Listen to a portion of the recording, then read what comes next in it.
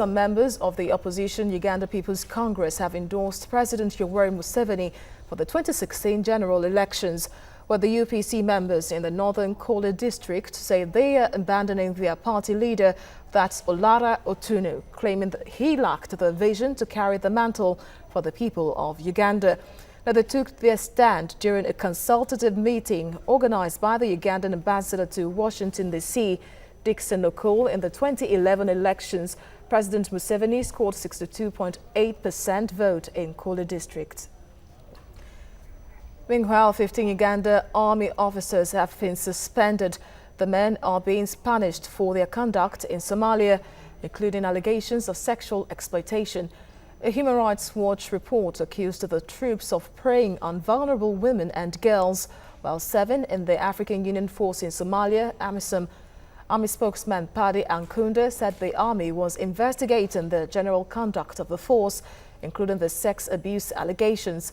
But the African Union chief Nkosazana Dlamini Zuma has already ordered an investigation into the allegations, and the probe is due to be completed by the end of this month. Well, our East Africa correspondent Ken Karari has been monitoring the story and now joins us live for more updates. Ken, what will be the likely punishment of the suspended Ugandan army officials? Yes, indeed, we had the Lieutenant Colonel Paddy Ankunda yesterday coming out and confirming that 15 soldiers had been suspended, including 2 generals. And when he was probed further, he said that it was because of gross misconduct. He was, in a way, trying to avoid mentioning the Human Rights Watch sexual exploitation report, which was released in September. And what he actually was trying to say is that it's not just that, but also many other issues that the AMISOM forces in Uganda have been accused of doing, and that's what they're also probing. He didn't specify exactly what the measures will be, but if you look at a similar incident which happened years earlier, I think in 2011, we had some 40 Ugandan soldiers who had recalled back home because of engaging in some serious gross misconduct in Somalia, and they never came out and said what exactly the measures were they were given. But from what you understand, following this Human Rights Watch, which has brought lots of outcry from the international players, we've actually seen the government in Uganda as well as the African Union coming under huge pressure to come out and do something about this report. And there are reports, of course, that it's not just the report on the sex accusation against the soldiers that has been looked into, that is just a general assessment of the forces' activities in Sierra Leone, which to some extent is angering some top officials in the military in Uganda, right? Yeah, yes, indeed. And you know what the Ugandan forces, through their general, Lieutenant Colonel Paddy Ankunda, what they're actually saying is that the international community should understand that the AMISOM forces, which include Uganda as well as 5 other countries, they are working in very harsh conditions in Somalia, trying to ensure that this country, which has seen 2 decades of war, comes together and is able to have a government that is running. And what they're actually calling upon is for international community to understand where they're operating from, and the role that these AMISOM forces are having to go so that they can be able to to bring peace to this war-torn country.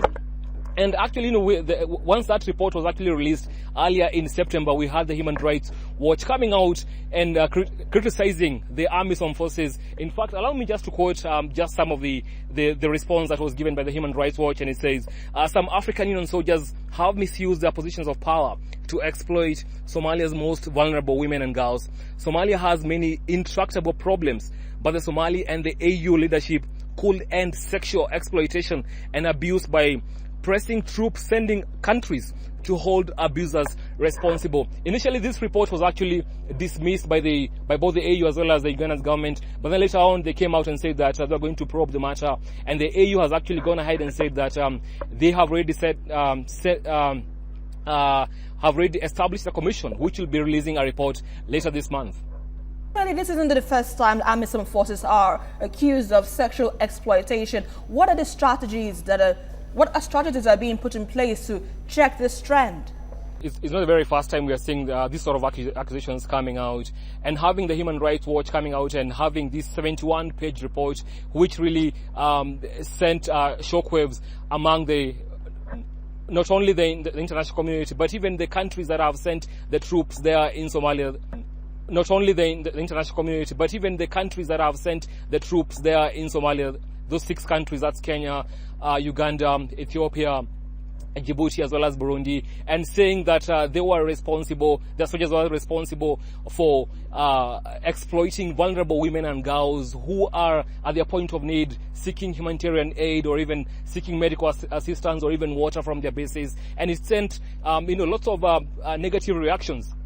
And we saw the respective governments also coming out and trying to show and to justify to the world that their soldiers are not responsible. The UN has actually made it a crime for the UN peacekeeping forces, wherever they are practicing, not to engage in any in any situations or any forms of exploitation, including sexual or otherwise, that is geared towards the members or the community members who are vulnerable. So in a way, these are actually very serious accusations, and how the Ugandan government will probe and get to the bottom of this, as well as the African Union's report, will actually be very interesting, because the international players are actually watching this.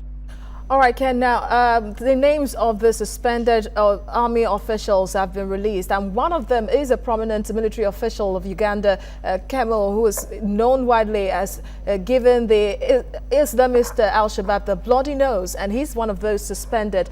But there are still reports if he was part of those sexually abused women and girls there. Are there reactions to this? Well, Uganda's government, has in a way been very protective, of their forces, and that one we can actually understand. It was among the very first countries to send its troops to Somalia. It actually sent them in 2007, way before other countries did that. For instance, Kenya only sent in 2011, 4 years later. And so for Uganda has actually been one of the countries that has been in Somalia, you might say, for the longest time ever, trying to ensure that there is a stability in the country. And so for the Ugandan, they feel that they are actually being accused and being pointed to, in a not so objective manner. They feel that they have been able to go out there and have their soldiers, or rather send their soldiers in a place that is that most countries will not have, sent their troops. And they feel that just based on that information and based on the fact that they have been able to do that, then they should be given, in a way, they should be given an opportunity to also, in a way, like defend themselves, and also being seen in a positive manner, and not just look at a report which initially they had dismissed as not being factual and being shallow, and the fact that they had not even been consulted or even being asked for their, for their findings, as well as their, whether they actually agree to it. So we're actually expecting the Ugandan government to come out and support their, their soldiers who are out there. But then, of course, the international community will actually want disciplinary action taken against the soldiers who are actually responsible for these atrocities. All right, our East Africa correspondent Ken Kariri, thanks a lot for the update.